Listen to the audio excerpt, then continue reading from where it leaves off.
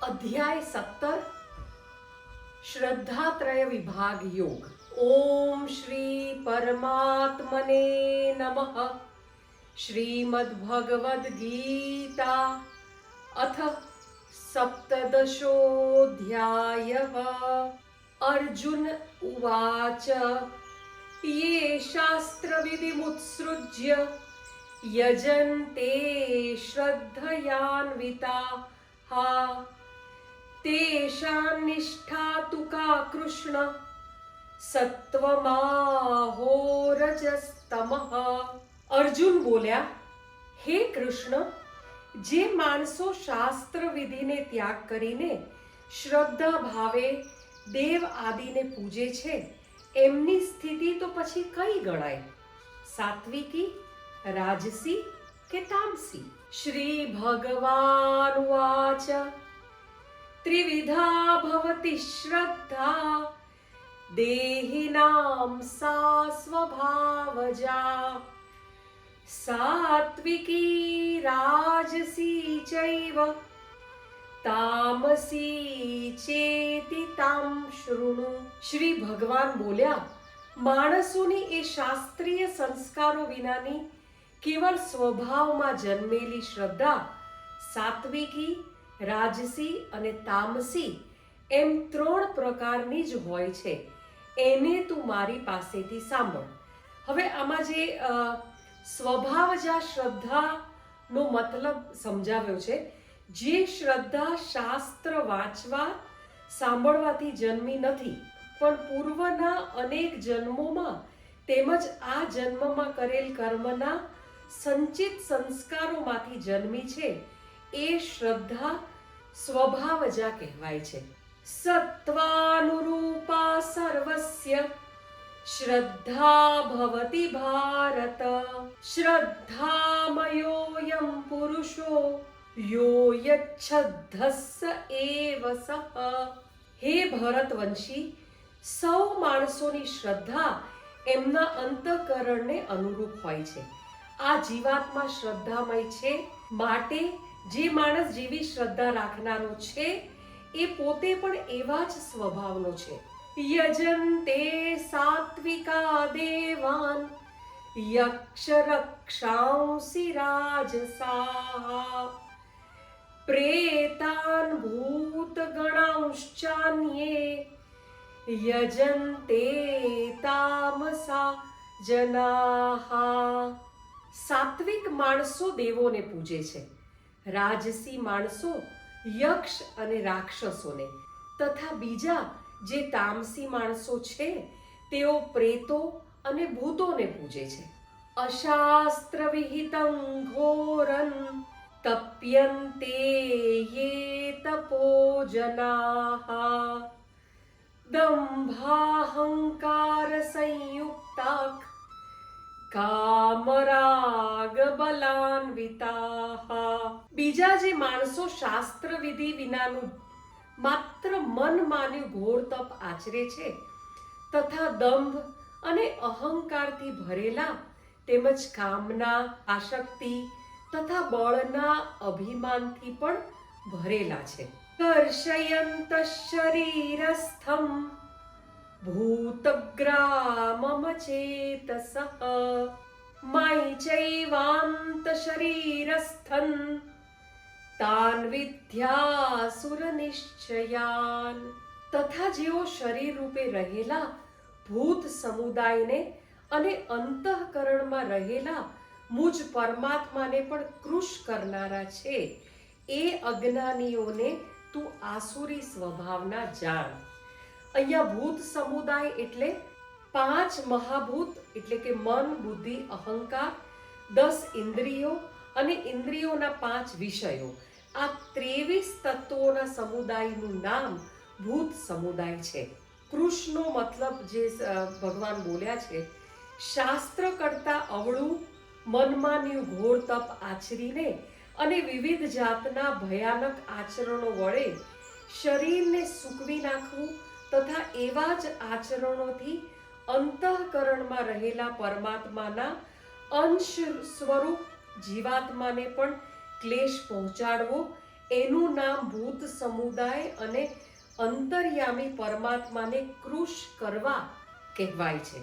આહારસ્ત્વપી સર્વસ્ય ત્રિવિધો ભવતિ પ્રિયઃ યજ્ઞસ્તપस्तथा દાનં તેષાં ભેદમિમં શૃણુ. ભોજન પણ સૌને પોતપોતાના સ્વભાવ અનુસાર 3 પ્રકારનું ગમતું હોય છે અને એ જ રીતે યજ્ઞ, તપ અને દાન પણ 3 પ્રકારના હોય છે. એમના આ જુદા જુદા ભેદને તું મારી પાસેથી સાંભળ.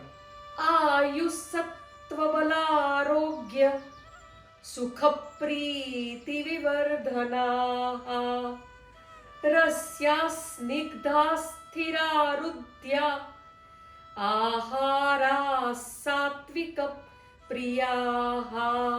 આયુષ્ય, બુદ્ધિ, બળ, આરોગ્ય, સુખ અને પ્રીતિ વધારનારા, રસયુક્ત, સ્નિગ્ધ, સ્થિર રહેનારા અને સ્વાભાવિક રીતે જ મનને ગમે એવા આહાર એટલે કે ભોજન કરવાના પદાર્થો સાત્વિક માણસોને ગમતા હોય છે.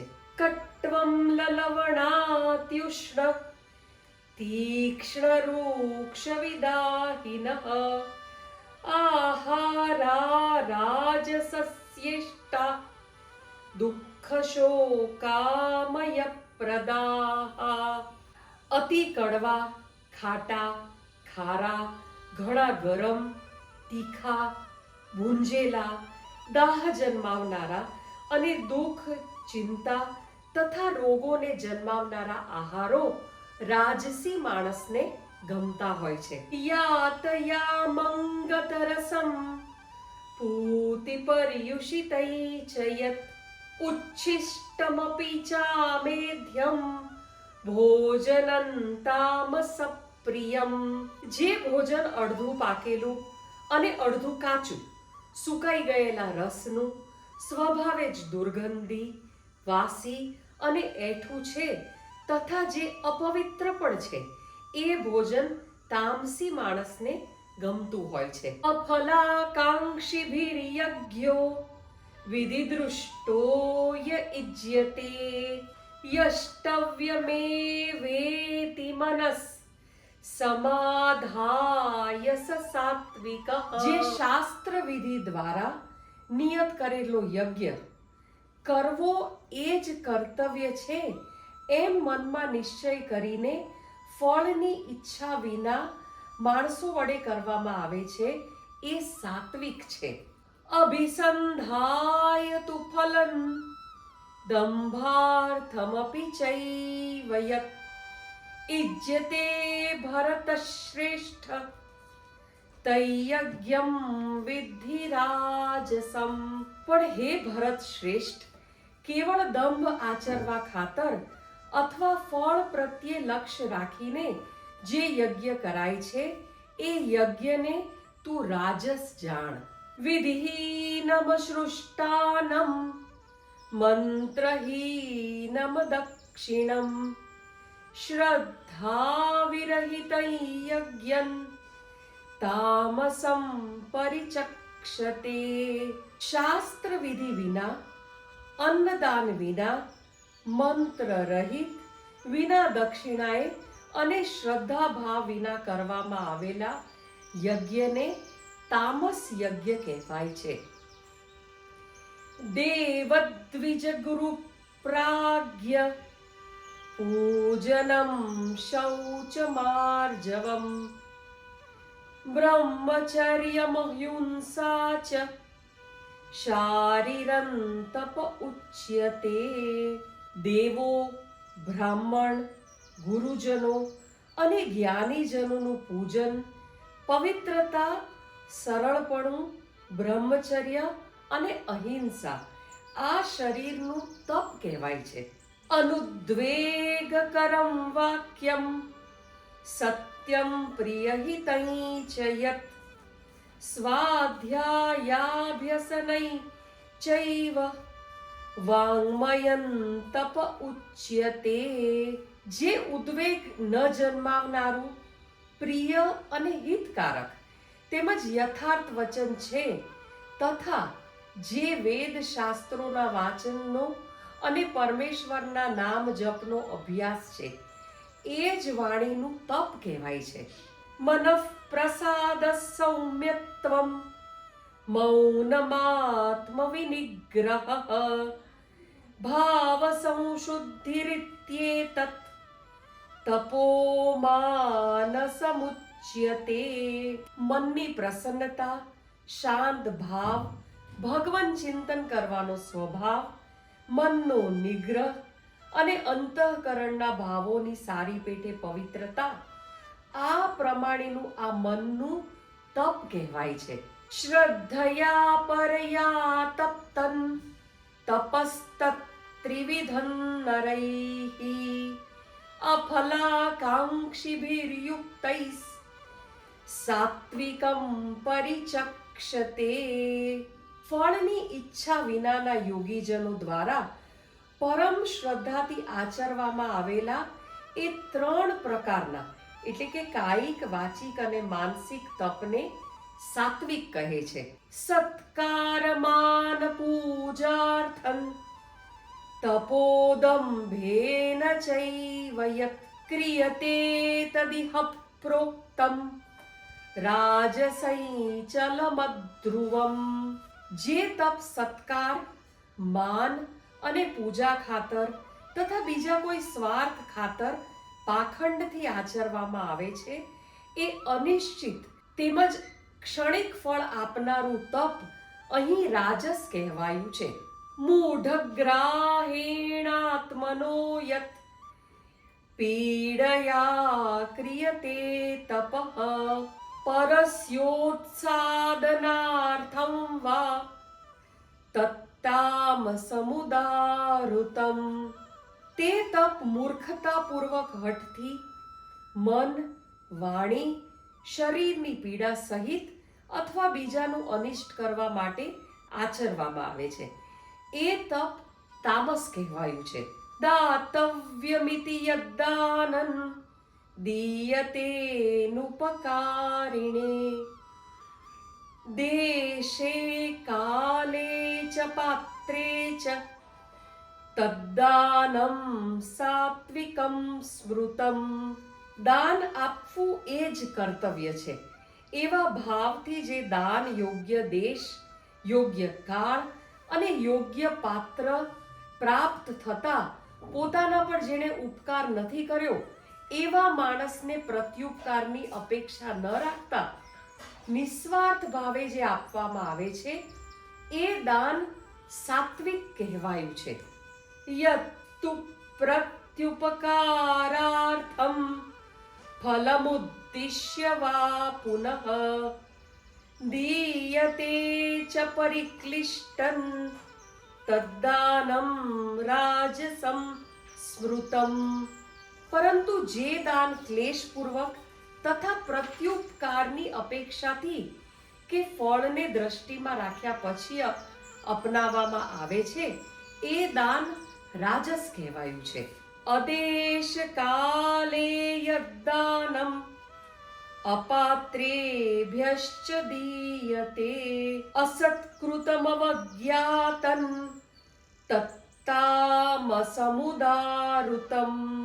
જે દાન સત્કાર વિના કે તિરસ્કાર પૂર્વક અયોગ્ય દેશકાળમાં અને કુપાત્રને આપવામાં આવે છે તે દાન તામસ કહેવાયું છે. ઓમ તત્સદિતિ નિર્દેશો બ્રહ્મણસ્ત્રિવિધ સ્મૃતઃ બ્રાહ્મણાસ્તેન વેદાશ્ચ યજ્ઞાશ્ચ વિહિતાઃ પુરા. ઓમ તત્ સત એમ આ 3 પ્રકારનું સચ્ચિદાનંદ ઘન બ્રહ્મનું નામ કહેવાયું છે. એ બ્રહ્મથી જ સૃષ્ટિના આરંભે બ્રાહ્મણો, વેદો તથા યજ્ઞ આદિ રચાયા છે. તસ્માદિમિત્યુદાહૃત્ય યજ્ઞદાન તપ ક્રિયાઃ પ્રવર્તન્તે વિધાનોક્તાઃ સતતં બ્રહ્મવાદિનામ. માટે વેદોનું ઉચ્ચારણ કરનારા શ્રેષ્ઠ માણસોની શાસ્ત્ર વિધિથી નિયત થયેલી યજ્ઞ, દાન અને તપરૂપી ક્રિયાઓ દ્વારા ઓમ એ પરમાત્માના નામનું ઉચ્ચારણ કરીને જ શરૂ થાય છે. તદિત્યનભિસંધાય ફલૈયજ્ઞ તપ ક્રિયા દાન ક્રિયાશ્ચ વિવિધા ક્રિયન્તે મોક્ષકાંક્ષિભિઃ. તત એટલે કે તત નામથી ઓળખાતા પરમાત્માનું જ આ સઘળું છે એવા ભાવ સાથે ફળને લક્ષમાં ન રાખતા અને અનેક પ્રકારની યજ્ઞ, તપરૂપી ક્રિયાઓ તેમજ દાનરૂપી ક્રિયાઓ કલ્યાણની ઈચ્છા રાખનારા માણસો દ્વારા કરવામાં આવે છે. સદ્ભાવે સાધુભાવે ચ સદિત્યેતત્ પ્રયુજ્યતે પ્રશસ્તે કર્મણિ તથા સચ્છબ્દ પાર્થ યુજ્યતે. સત એ પ્રમાણે આ પરમાત્માનું નામ સત્ય ભાવમાં અને શ્રેષ્ઠ ભાવમાં પ્રયોગ થાય છે તથા હે પાર્થ ઉત્તમ કર્મોમાં પણ સત શબ્દનો પ્રયોગ કરવામાં આવે છે. યજ્ઞે તપસી દાને ચ સ્થિતિ સદિતિ ચોચ્યતે કર્મ ચૈવ તદર્થીયમ સદિત્યેવાભિધીયતે. તથા યજ્ઞ, તપ અને દાનમાં જે શ્રદ્ધા અને આસક્તિ બુદ્ધિ છે એ પણ સત કહેવાય છે અને એ પરમાત્માને કાજે કરેલું કર્મ તો નિશ્ચિતપણે સત કહેવાય છે.